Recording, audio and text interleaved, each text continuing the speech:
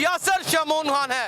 दादा गंज बख्श अली अजमेरी की उर्स की तकरीबात का आखिरी दिन और तमाम पाकिस्तान के ज़ायरीन इस वक्त हज़रत दादा गंज बख्श अली अजमेरी के मज़ार पर नजराना अकीदत पेश करने के लिए मौजूद हैं। यहाँ पर एक ऐसी धमाल डालने वाले शख्स मौजूद हैं कि जब वो धमाल डालते हैं तो पूरे का पूरा शहर उनके रक्स में, उनकी धमाल में कुछ यूं उनके शहर में तारी हो जाता है कि इंसान की आंख देखती ही रह जाती है। अस्सलाम वालेकुम। वालेकुम सलाम। क्या नाम है आपका? मेरा नाम साकिब। साकिब कहाँ से आए हैं? मैं बेसिकली उकाड़ा से हूँ, फिलहाल रहाइश इधर रखी हुई लाहौर। लाहौर की है तो हर साल आते हैं यहाँ पे?